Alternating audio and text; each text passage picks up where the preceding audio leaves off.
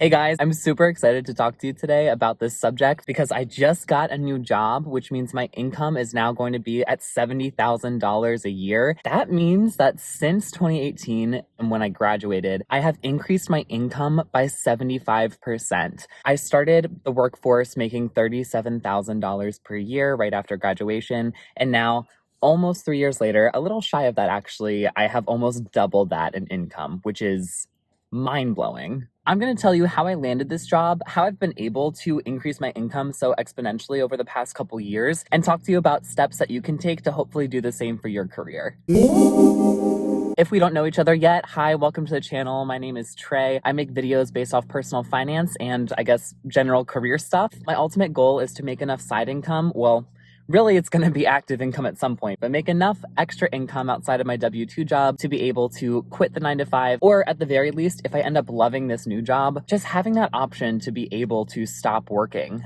from enough passive income. So that's the gist. A quick background on the new job. I'm going to be a CX analyst for an online media company, which basically means that I'm going to be working with user retention data of people that visit like a portfolio of their websites. And I'm actually going to be managing the design of those websites and enacting changes that are going to increase user retention and hopefully lead them to buying products on our partner sites. I am so excited about this change. First of all, it's not client facing, so I'm not going to be in sales anymore, which is like, thank the Lord. I'm going to be helping increase sales, but more so making changes in the back end of the website and not being so client facing. So to cut to the chase, the way that I've been able to increase my income so exponentially is that every single year I have hopped jobs. This practice is known as job hopping and has a lot of mixed results in terms of its connotation on the internet and in real life. I'll explain why. So according to this Flex Jobs article, which I'll be citing multiple times in this video, job hopping can be defined as the practice of switching jobs every 1 to 2 years, but it can even extend to up to 5 years because back in the day, I think the boomer era, it was very standard practice to stay at a job for at least 5 years to demonstrate company loyalty. However, as the job market has progressed and society has progressed, companies are hiring more and more industry experts as opposed to like fresh college grads. Basically, companies are moving towards the path of hiring talent that they need right then and there, as opposed to hiring younger employees and developing them into the person or the employee that they want to have. People could argue that in some ways, the markets themselves and companies themselves are actually increasing the chance that the people that they're going to hire are going to job hop because they're in general less likely to focus time on training and development of their employees. However, a lot of companies hate to see on someone's resume that they're at a job for less than 2 years because it demonstrates again that that employee at the end of the day is more interested in their self and their self career path as opposed to sticking with a company for a long time. I found that with my own experience, job hopping has actually given me an edge in interviews opposed to other candidates that are applying for the same role. For example, even this new job that I just landed cited my experience from my first job as a project manager for a translation industry because the person that was interviewing me got the same double degree as I did. They started with a psychology and a French degree, and that connection right there is what made my resume stand out as opposed to other people that were searching for this position. Also, my job right before this one, the one I've talked about in other videos, being like a sales rep for a tech startup, my experience with a startup has really helped me land this role because it's also a startup. And the fact that I've worked in a similar fast-paced environment, I think really helped me land this role as well. So off the bat, just by having these 2 previous jobs, I have gained industry expertise in, tech startups. And also I made a connection through studying language and pursuing a business opportunity in language with the interviewer. I also want to note that if you're early in your career, it's not weird to job hop. I think a lot of employers should be able to understand that young people usually aren't settled in on one career path. And while this isn't the most attractive thing to see a bunch of different jobs on someone's resume, this article states that if you're at a job for at least a year, that's pretty much the threshold that most employers look at to see if you're at least giving the place a shot. Basically, if you're young, you have a bit more leeway to have a bunch of different jobs on your resume over the course of just a few years. Now, is there a standard number that says how many jobs are too many to have within a certain number of years? Honestly, no. This article also mentions that boomers, I think from the time they were like 20 to like 60 or something, on average, these boomers still had over like 12 jobs throughout their career. Millennials and Gen Zers are a bit too young right now to obviously show that statistic and what it's going to be in comparison, but I have a feeling that it's going to be slightly higher, but probably only slightly. Again, the important thing to focus on when you're applying for new jobs or job hopping in general is just setting an intention of why you're hopping. Are you hopping because you want to stay engaged? Because there's going to be responsibilities that align more towards your growth in your career at the new place? Just having an explanation ready for yourself personally of why you're hopping, as well as for the employer, because they're inevitably going to ask you. I was actually asked during my final round interview for the job I just landed why I was hopping. And I told them straight up that it was about engagement. I wasn't very engaged in the sales role at my previous job. And at this company, I knew that actually working with data and being able to be creative and flexible in my approach towards problem solving was going to be a better strategy for me to honestly want to stay longer. Being able to communicate that to an employer is super important. So just having your reasons ready for that inevitable question, that's going to be what's going to set you up for success and give employers, ease of mind when they're considering hiring you. But yeah, I also want to go back to this kind of engagement question and go back to the reasons why you yourself want to job hop. It's totally okay to be very money minded when thinking about job hopping. However, there should probably also be another reason in conjunction with money on why you're leaving. If it also runs into this feeling of, you don't feel valued by your employer, I think that's completely valid. Honestly, any reason that you want to leave is probably valid. You just have to meet your employer halfway and come up with a reason that's going to match why a new employer would want to hire you as well and focus on that reason instead of maybe the money. You never really want to go into an interview, shit talking your previous employer, even though it's probably true. Definitely keep it about the work itself if you can, as opposed to any compensation or benefits or lack thereof that you received from the previous employer. It's also important to note that if you're job hopping just to get an increase in salary, you can only do that so much before it starts to backfire. If I really wanted to job hop again, I don't think I could increase my salary much more than what I have now. Maybe a bit. At the end of the day, only have like less than 3 years of experience. So I really don't think that I could negotiate a much higher salary until I have at least a depth of experience. There needs to be a mix of depth and breadth. Yeah, depth and breadth. There needs to be a mix of that. Like focusing on breadth at first makes sense because you're young and you want to get your feelers out there and experience a bunch of different environments. And that's totally okay. And there's a lot of value that comes with that. You learn a lot of communication skills and soft skills. And you also just learn about how different markets work, how different workplace environments work, and you see what really meshes with you. And that's normal and okay.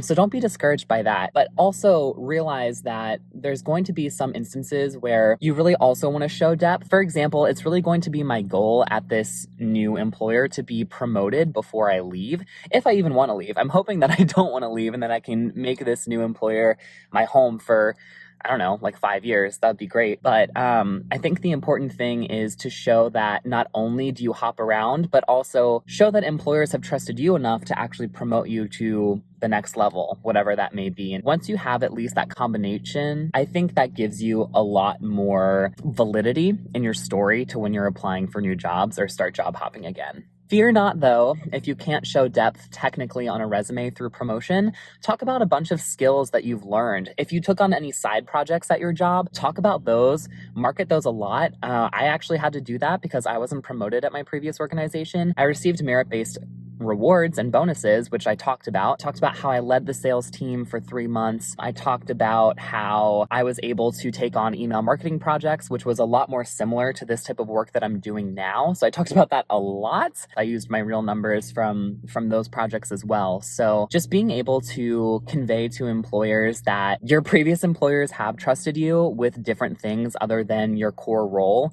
That's another good way to show depth without actually having to show promotion. But to summarize, you can only really job hop a couple times before you're going to outpace the market value of, well, your worth in that role. Okay, and now I'm gonna tell you guys exactly the steps that I went through to actually increase my income by 75% over the course of 3 years. God, I love saying that. It's beautiful. The first tool that you're really going to want to take advantage of is LinkedIn. If you are a young person and you want to work in like a startup or like a tech environment, I can't emphasize enough how important LinkedIn has been for my journey. That's how I got both of my jobs in the tech and startup world. With my first employer that I just left, well, the sales employer, I actually applied on LinkedIn. I got a request for an interview like this same night. And I think that's just because young people are using the platform and they're used to technology. And that's really how they're gonna like filter who they want to work with because it's easy to use. Having a really active LinkedIn and updating the information there and making it like very beautiful is very important. Another tip for LinkedIn that I have is instead of like just filling out bullets for each place that you've worked, write paragraphs with keywords inserted at the beginning of those paragraphs. A lot of the times they're going to use I think it's called an ATS. It's a software that'll scan your LinkedIn or your resume, and it's going to look for keywords as well as like the dates for how long you worked somewhere to determine if you're worth contacting for an interview. And having paragraphs written for each job that I had and like volunteer experience in college, I think really helped my resume and my LinkedIn stand out, and that's also what caused them to reach out to me for an interview. I know it's weird to like write paragraphs in a resume and it's normally frowned upon, but honestly cannot stress it enough. That's what helped me get my first tech job, which increased my salary. By the way, I was making $37K at the translation company, and then I made $52K